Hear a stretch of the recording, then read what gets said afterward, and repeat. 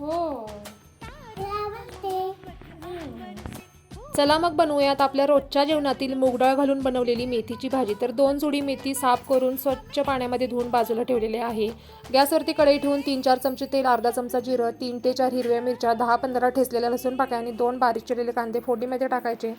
फोडणी व्यवस्थित परतून घ्यायची. चवीनुसार मीठ टाकायचं.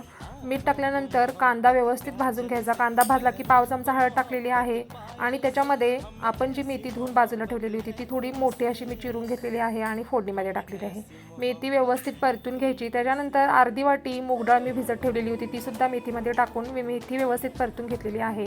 वरून अजिबात पाणी टाकलेलं नाही, कारण मेथी धुतल्यानंतर थोडं पाणी होतं आणि वाफेवरतीच ही मेथी मी शिजवून घेतलेली आहे. आणि आपली मेथीची भाजी तयार आहे. तुम्ही कशा प्रकारे मेथी बनवता ते सुद्धा कमेंटमध्ये कळवा. आणि मग काय, व्हिडिओला ठोका लाईक आणि चॅनलला करा सबस्क्राईब. धन्यवाद.